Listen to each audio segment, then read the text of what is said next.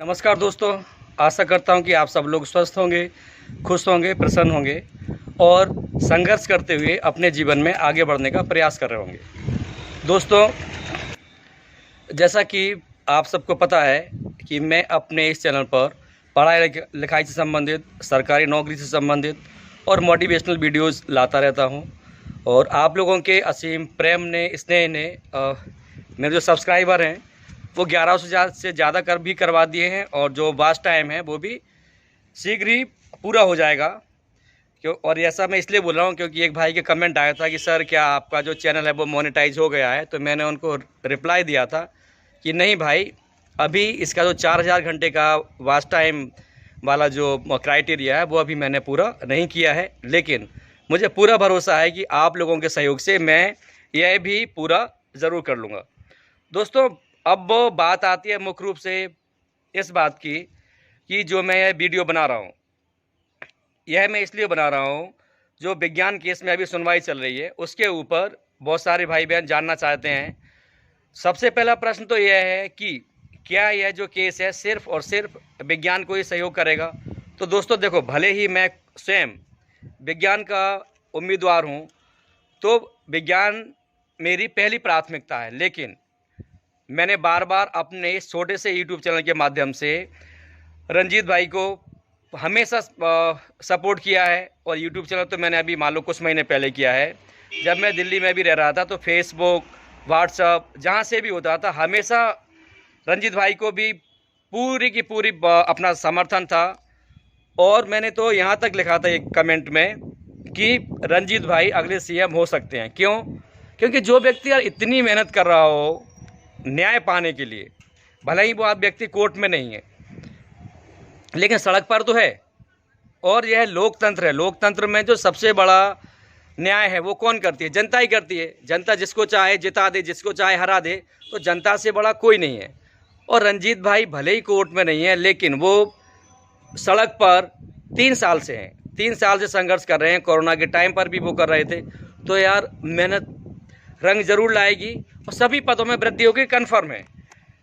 तो एक बात ही मैंने बता दी कि जो भी भाई बहन पद वृद्धि का वेट कर रहे हैं, पद वृद्धि भी ज़रूर होगी और उसके तमाम कारण हैं यार, बार बार बता चुका हूँ, लेकिन आप लोगों के जो कमेंट आते हैं तो फिर से वीडियो बनाने पड़ता है कि क्यों होगी पद वृद्धि भाई? इसलिए होगी पद वृद्धि क्योंकि चुनाव बिल्कुल नज़दीक है और पद वृद्धि ही संजीवनी है। इसके बिना किसी का भी भला नहीं हो सकता। आप मुझे बताओ, ठीक है, जो नई भर्ती आएगी, नई भर्ती में दूसरे लोगों का फ़ायदा हो जाएगा। दूसरे लोगों का मतलब जो नए भाई बहन हैं जिनका डीएड बीएड हो गया है, एमए एमएससी हो गया, ठीक है, उनको लाभ मिल जाएगा। लेकिन उनका क्या, जो लोग इन 2-3 सालों में ओवर एज हो गए हैं या ओवर एज हो जाएंगे, तो उनके लिए तो तभी कुछ लाभ मिल पाना संभव है जब पद वृद्धि हो। इसलिए सिर्फ मैं इस पक्ष में नहीं हूँ, भले ही मुझे अगली भर्ती में मौका मिल जाएगा कि पद वृद्धि ना हो, बिल्कुल हो, पद वृद्धि भी ज़रूर हो। क्यों? क्योंकि पद वितरण में कई प्रकार की विसंगतियाँ हैं। जैसे आपने विज्ञान को पद नहीं दिए, सामाजिक विज्ञान को पद नहीं दिए, हिंदी को पद नहीं दिए, संस्कृत को पद नहीं दिए, उर्दू को पद नहीं दिए, तो यार आप मुझे बताओ वो लोग कहाँ जाएंगे? बताएं ना। मान लो अगर कोई भी व्यक्ति, खास से किसी पार्टी का व्यक्ति अगर मेरा ये वीडियो देख रहा है, तो आप मुझे बताएं कि क्या कोई बच्चा मध्य प्रदेश में बायोलॉजी लेके गुनाह कर रहा था? क्या कोई बच्चा अपनी मातृभाषा हिंदी लेकर पढ़ के गुनाह कर रहा था? क्या कोई यहाँ पर संस्कृत को लेकर गुनाह कर दिया, जिसको हम देवभाषा बोलते हैं? और जो अल्पसंख्यक भाई बहन हैं उन्होंने उर्दू को चुन लिया है एज ए सब्जेक्ट, तो क्या उन्होंने कोई गलती कर दी? गलती नहीं की, एक बात। और क्या सरकार की गलती है? सरकार ने तो ये स्कूल खोले हैं।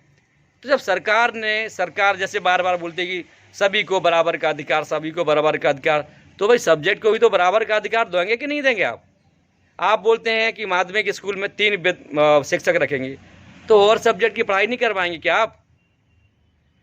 तो जो भी जवाबदार व्यक्ति मेरा यह वीडियो देख रहा है उन सबसे मेरा करबद्ध निवेदन है कि जनता की हाय बहुत बुरी होती है, बहुत बुरी होती है।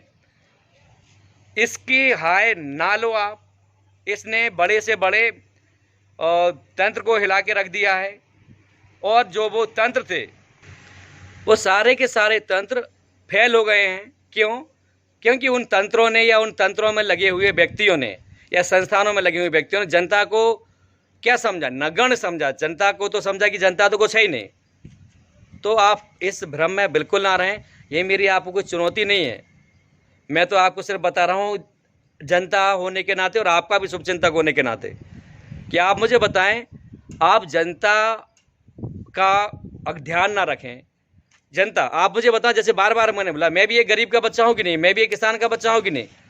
तो आप मुझे बताएं, इतनी पढ़ाई करने के बाद भी अगर किसी को नौकरी ना मिले तो कोई क्यों पढ़े? आप मुझे बताओ, आप क्या बंद कर दोगे? बंद कर दो आप सारे अपने स्कूल कॉलेज, तब जानूँ मैं तो।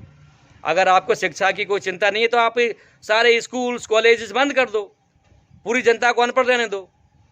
फिर वही जब अनपढ़ जनता फिर आपसे हिसाब लेगी तो आपको लेने के देने पड़ जाएंगे। फिर जो अनपढ़ होगी, गरीब होगी और दुखी होगी, फिर आप मुझे बताएं वो क्या करेगी? तो आपको जब उनका वोट चाहिए होता है, ये जो वोट है ना, वोट जब आपको गरीब जनता का वोट चाहिए होता है तो प्लीज़ आप उनको सहूलियतें भी दें, आप उनके बच्चों को पढ़ने का मौका भी दें और वो भी अच्छे शिक्षक दें। तो आप मुझे बताओ, आपको क्या परेशानी हो रही है? तो आपसे करबद्ध निवेदन है कि पद वृद्धि का जो नोटिफिकेशन है, जो सेकंड काउंसलिंग का नोटिफिकेशन है, आप जल्दी से जल्दी निकालें। आचार संहिता भी हटने वाली है, तो पद वृद्धि का जो नोटिफिकेशन है हर हाल में आप जुलाई के अंत से पहले घोषित कर दें और अगस्त में भर्ती कंप्लीट कर दें, क्योंकि जो वैधता है पीईबी की जो मार्कशीट है उसकी वैधता अक्टूबर में ख़त्म भी हो जाएगी। तो हम बिल्कुल नहीं चाहते कि आप उस वैधता का बहाना लें और भर्ती को और भी लंबा खींचें, क्योंकि ऑलरेडी 2 साल कोरोना खा गया है और आपकी लेट लतीफ़ी खा गई है, चाहे वो कोई भी सरकार रही हो।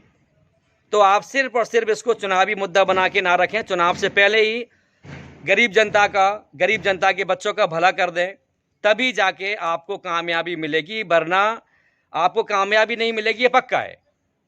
और आप भी बार बार आश्वासन दे चुके हैं, अफसर भी बार बार आश्वासन दे चुके हैं, तो अकेले आश्वासन का क्या करेंगे? अब तो आचार संहिता भी हटने वाली है। तो आपसे करबद्ध निवेदन है कि आप पद वृद्धि जरूर करें और जो ओबीसी वाले भाई बहन हैं उनको भी न्याय दें, क्योंकि जब आपको वोट चाहिए तो फिर तो ओबीसी चिल्लाने लगते हैं। मेरा किसी जनरल वाले भाई बहन से कोई बुराई नहीं है, लेकिन आप सरकार से मेरा निवेदन है कि जब आपको ओबीसी के वोट चाहिए तो आप हमेशा बोलते हैं हम ओबीसी भाई बहनों का बुरा नहीं चाहते, हम उनको सहयोग करेंगे, ये और वो। तो फिर आपको जब केंद्र में 27% आरक्षण है तो मध्य प्रदेश में 27% आरक्षण देने में क्या तकलीफ है? तो आप ओबीसी वाले भाई बहनों को भी आरक्षण दें। आपने सामान्य वाले गरीब भाई बहनों को ईडब्ल्यूएस के माध्यम से रिजर्वेशन दे दिया, बहुत अच्छा किया आपने। और आप सोच रहे हैं कि उनको 50% क्वालिफिकेशन मार्क्स से करना है, आपको उचित लगता है तो वो भी कीजिए। लेकिन आप ओबीसी के भाई बहन जो भोपाल में इतने समय से धरना दे रहे हैं, परेशान हो रहे हैं, उनको भी आप नियुक्ति दीजिए, पद वृद्धि कीजिए, तभी जाके आप यकीन मानिए आपका भला होगा। और अगर आप सोचते हैं कि नहीं ये क्या कर लेंगे 2-4 बच्चे, तो आप समझदार हैं, सब कुछ हैं, फिर भी मैं आपको अपनी तरफ से सलाह दे रहा हूँ, एक बद्दुआ लोगों का पूरा विनाश कर देती है। तो आप इस भ्रम में बिल्कुल ना रहें और जनता को और दुखी ना करें। अब आप ये ना बोलें कि हमने तो नियुक्ति दे दी। आप मुझे बताएं कि आपने 100% पर नियुक्ति दे दी? नहीं दी।